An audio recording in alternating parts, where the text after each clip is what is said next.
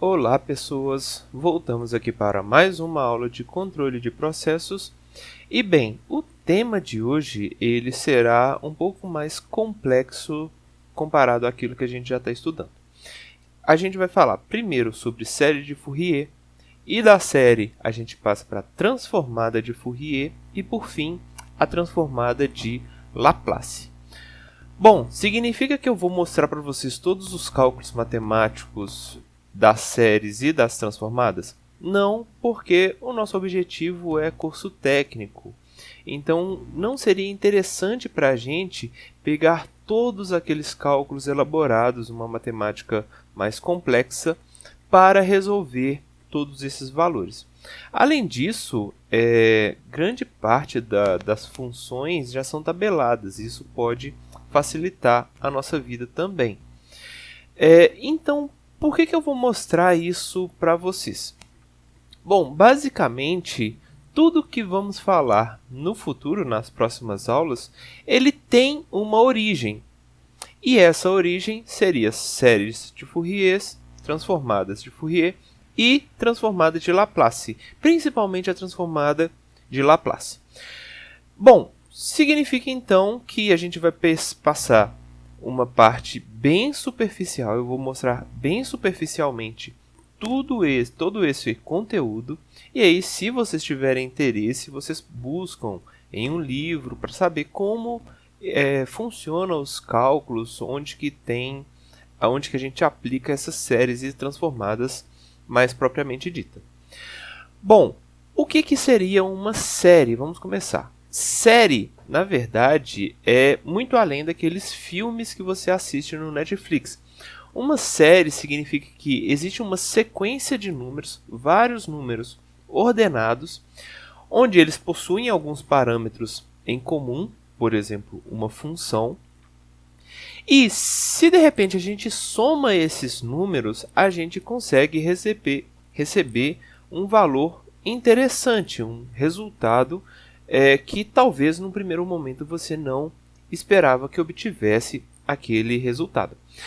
No caso da série de Fourier, especificamente, ela vai tratar de sinais senoidais que são somados, e esses sinais eles vão gerar funções periódicas complexas. Como assim? Olha, se a gente pega diversos senos ou cossenos e soma esses números, essas funções, de forma a criar uma superposição, né? Então, um sinal sobre o outro, de modo ponderado dessas funções, a gente vai somando e a gente vai conseguir obter uma função periódica que será complexa. Bom, um exemplo prático de como que isso acontece. Eu posso falar para vocês o seguinte: a função quadrada, ela na verdade é uma função senoidal. Um pouco estranho, né? Mas olha só como é que isso acontece. Aqui eu tenho a soma de diversos senos, diversas funções senoidais, como são mostradas aqui nessas funções vermelhas. Essas funções elas são ponderadas, né? Então aqui tem uma com uma amplitude um pouco maior, aqui eu tenho uma outra com uma amplitude menor. Além disso, a frequência delas são diferentes. E à medida que eu vou somando elas, o resultado é essa onda preta, ou seja, uma onda quadrada. Bem, como que isso acontece? Aqui eu tenho a minha série. E perceba que o seno ele está relacionado ao x. E o cosseno, na verdade, ele é só um n vezes π. Onde o n é a ideia de diversos componentes dessa nossa série. Onde o n varia de 1 até infinito. Ou seja, se eu somasse infinitos sinais de seno, nesse caso, seguindo essa equação, eu conseguiria obter uma função quadrada bonitinha, certinha. Bem, isso também pode ser aplicado em outras funções. Por exemplo, a função uma onda triangular. onde, no caso, a onda triangular ela vai seguir a base do cosseno. E isso pode ser estendido para várias outras funções periódicas. Bem, significa então eu dizer o seguinte: eu muitas vezes tenho uma onda complexa, uma onda triangular, uma onda quadrada, e aí a gente tem como origem dessa onda várias ondas senoidais, que são somadas. Bem, seria possível então eu fazer o sentido contrário, ao invés de somar diversos senos ou cossenos e obter um resultado? A gente faz o contrário, a gente pega uma onda complexa e descobre quais são os senos e cossenos que criaram essa onda. Para isso, a gente utiliza a transformada de Fourier, que seria essa ideia contrária, a ideia de decompor uma onda para saber o que existe dentro dela. Bom, um exemplo prático de como isso acontece seria isso daqui. No tempo, eu vejo uma onda toda zoada, toda estranha aqui. Só que se de repente eu passo essa onda para na parte da frequência, o que eu vou obter de verdade é esses picos de sinal aqui. Ou seja, esses picos vão falar, de certa forma, qual que é a onda que a gente teve de origem desse sinal todo estranho no tempo. Ou seja, a frequência ela vai mostrar para a gente essa onda decomposta. Bem, mas aqui a gente está falando só de senos e cossenos. Será que a gente conseguiria fazer isso de forma mais ampla? Bem, é daí que a gente usa a transformada de Laplace.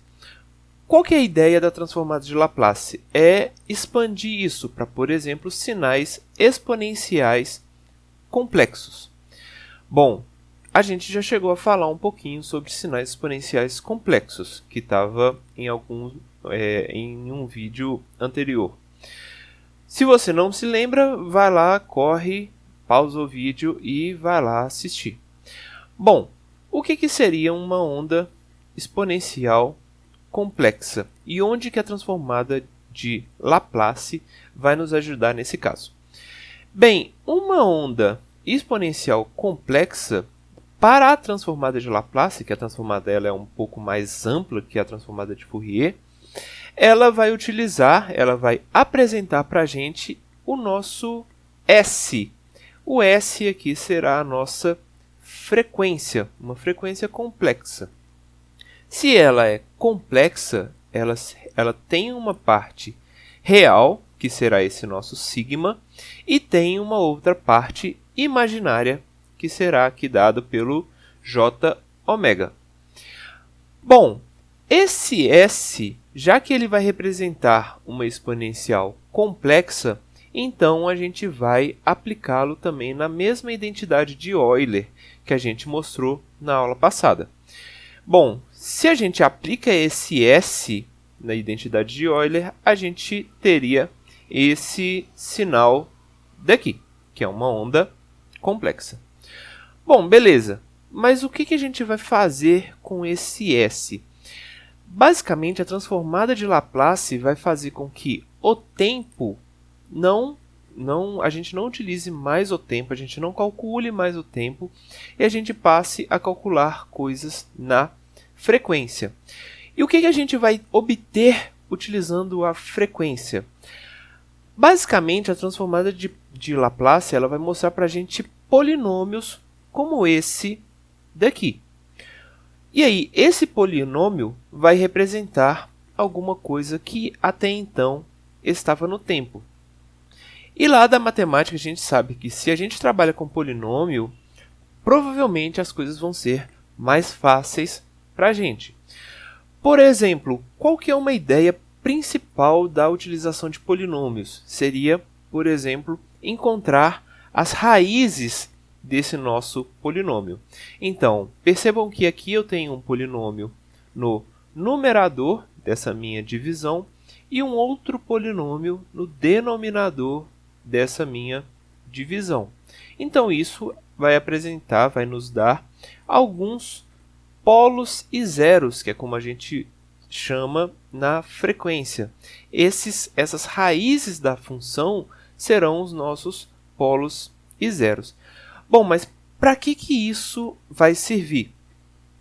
Bom, com essas raízes, a gente consegue, em um plano S, onde a reta na horizontal seria a parte real desse nosso sistema, ou seja, referente ao sigma, e o eixo Y, seria a parte imaginária desse nosso S, referente ao J ômega. E aí, se de repente a gente coloca esses nossos polos e zeros, essas nossas raízes, nesse plano S, eu consigo obter diversas análises de como o meu sistema vai trabalhar. Então, por exemplo, eu consigo saber se ele vai estabilizar, se ele vai chegar em um valor de zero, por exemplo, se ele vai ficar oscilando eternamente, ou se ele não oscila, se ele vai tender a infinito, ele só aumenta a sua amplitude com o passar do tempo. Tudo isso a gente vai conseguir analisar no plano S, mas obviamente isso será informações futuras que a gente vai trabalhar. Bom, aqui agora eu vou dar uma aplicação para vocês, não uma, mas duas na verdade, de como que a gente vai observar essa transformada de Laplace, onde a gente passa do tempo para a frequência. Bom, começando aqui, considera um sistema super simples e muito comum de ser trabalhado, que é o sistema massa-mola-amortecedor. Qual que é a ideia desse nosso sistema? Existe uma massa presa em uma mola, aqui, e essa massa ela pode ter, de certa forma, um atrito em algumas paredes colocadas do lado. Não necessariamente precisa ser uma parede. Então, se você pensar numa mola simples, ela vai se mover, ela vai oscilar e de repente ela para. A função do amortecedor seria essa, gerar um atrito para tender a parar essa nossa massa. Bem, nesse sistema a gente tem então a presença de três forças: a força elástica, a força gravitacional e a força de amortecimento. Percebam que todas elas estão baseadas em V, que seria a velocidade de movimentação dessa nossa massa, e a gente também tem a presença de F, que seria a força dessa parte do sistema, da massa, da mola ou do amortecimento. Bom, se a gente une todas essas forças e a gente diz, olha, existe uma força resultante baseado nessas três forças, que seria dada pela soma dessas três forças. Então, a gente apresentaria esse nosso sistema dessa forma aqui, onde a força resultante ela tem uma componente gravitacional, ela tem uma componente baseada no amortecimento e tem uma outra componente baseado na mola. Bom, o que eu vou fazer aqui? Eu vou, ao invés de considerar a velocidade dessa nossa massa, a gente vai passar para a posição de onde está a nossa massa. Bem, perceba que em ambos os casos a gente tem derivadas, aqui no caso de cima a gente tem derivada e integral, e no caso de baixo a gente tem derivada dupla e derivada de primeira ordem. Aqui uma derivada de segunda ordem. Então, esses cálculos, derivadas, integrais, eles são bem mais complexos do que a gente está acostumado a trabalhar. Bom, se eu aplico, por exemplo, a transformada de Laplace nesse segundo sistema, o resultado que eu teria seria esse daqui, onde a nossa força resultante ela passou do tempo para a frequência.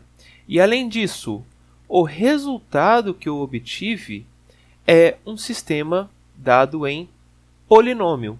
Ou seja, eu tenho um ms ao quadrado mais bs mais k. Tudo isso é multiplicado pela posição na frequência. Mas se a gente, de certa forma, ignora no primeiro momento esse x de s, vocês conseguem ver que isso daqui é um polinômio. Bem simples, muito mais fácil de ser trabalhado do que com derivadas. Bom, esse é o primeiro sistema que a gente vai considerar. Vamos pensar então em um segundo sistema, um circuito RLC. Qual que é a ideia de um circuito RLC? Existe uma resistência, uma indutância e um capacitor, um indutor e um capacitor nesse nosso sistema. E esse nosso sistema terá, obviamente, uma fonte alimentando esse nosso circuito. Bom, eu sei que a queda de tensão em cada um dos componentes será igual à queda, ao valor, né, de tensão que a fonte introduz nesse nosso circuito. Bom, como é que eu mostro isso matematicamente? Então, existe uma componente do resistor, existe uma componente do capacitor e existe uma componente do indutor. Se eu somo a tensão aplicada em cada um desses sistemas, eu teria L de I dt, R de I e 1 sobre C integral da corrente. Bom, fazendo mais ou menos a mesma coisa que eu fiz no outro caso do circuito massa-mola-amortecedor. Eu vou transformar de corrente para carga e novamente aplico a transformada de Laplace. Então, como resultado, eu tenho que a tensão na frequência ela será L de S ao quadrado da carga mais R de S da carga mais 1 sobre C da carga novamente. Bom, perceba que os dois sistemas eles possuem fórmulas similares. ms ao quadrado tornou-se ls ao quadrado. bs tornou-se r de s. E k tornou-se 1 sobre c. Ou seja, esses nossos sistemas eles vão representar na frequência coisas distintas ou coisas diversas no tempo. Então, o que eu vou fazer para vocês nas próximas aulas? Eu basicamente vou mostrar para vocês uma equação na frequência e vocês percebam que essa equação dada na frequência ela pode representar diversos sistemas até então no tempo.